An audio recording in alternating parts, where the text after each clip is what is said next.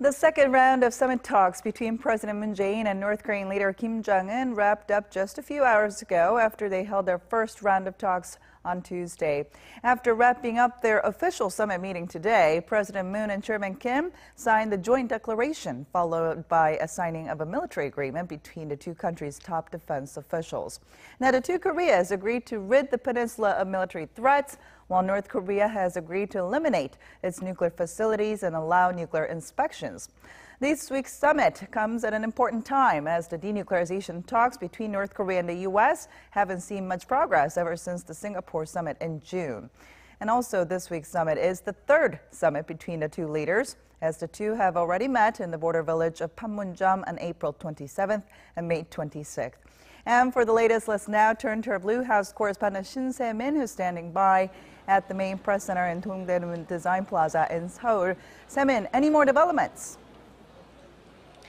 Tune, the latest development we have from the Joint Korea press poll in the North Korean capital of Pyongyang is that the first couples of both South and North Korea have dined together at one of the most famous restaurants in the North Korean capital of Pyongyang. Besides that, that's all the latest development we have. But a major development this morning that we saw together through some live raw video footages being fueled in, with official summit meetings in the North Korean capital of Pyongyang having wrapped up a little before noon.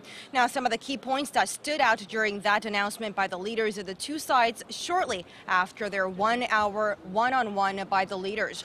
Now, President Moon Jae-in said they have agreed to take additional steps toward making the Korean Peninsula free of nuclear weapons and threats of armed conflict, an apparent gesture when kicking off the denuclearization talks, possibly with the U.S. And the leaders also said that such agreement, talking of denuclearization steps, is the first of its kind to be ever held by the two leaders of the Koreas. And on the cultural and humanitarian front, the two sides have also agreed to resume the stalled inter-Korean projects at Mount Kumgang and regularize the family reunions separated by the Korean War decades ago. And the leaders also have wrapped their summit hours with the agreement that there would be a reciprocal visit by the leader Kim in the near future, which President Moon Jae-in has specified the timeline for, saying that visit by the North Korean leader Kim to the South Korean capital would be held within this year. So, Tune, it is highly likely that we would be seeing another inter-Korean summit taking place in the South Korean capital of Seoul this year. Tune? All right, there seems to be already a lot of reaction to that joint declaration. Tell us more about them. Right. Another regional player of this inter-Korean summit would be U.S. President Donald Trump, and he spared no time in expressing his immediate reaction shortly after the inter-Korean summit. Now, let me bring this up. The tweet he tweeted reads, quote, Kim Jong-un has agreed to allow nuclear inspections subject to final negotiations and to permanently dismantle a test site and launch pad in the presence of international experts. And in the meantime, there will be no rocket or nuclear testing, and here remains to continue being returned home for the U.S. And also North and South Korea will file a joint bid to host the 2032 Olympics. Very exciting, exclamation mark.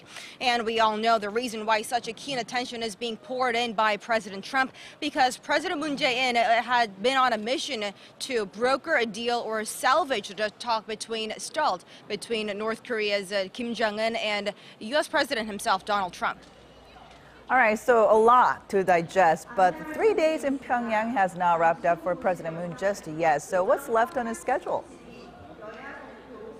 Right. One of the things left on President Moon's 3-day trip today is to the north is a farewell dinner at Daedonggang seafood restaurant, known to be a popular dining spot for both Pyongyang locals and a lot of the foreign tourists taking a trip to the North Korean capital. Now, it's becoming more of a routine for President Moon Jae-in on his foreign trips that he visits common places by local people and makes interactions with the locals there. And the president is also set to make exchanges and interact with the people there, just like he have on his other foreign trips. And another uncertainty with that schedule, though, is whether the leader Kim Jong-un will be also attending that farewell dinner alongside President Moon Jae-in and his entourage, which is a quite unusual farewell dinner, I should say. So we should continue to follow the latest coming in from the North Korean capital of Pyongyang throughout the day. Jiyoon?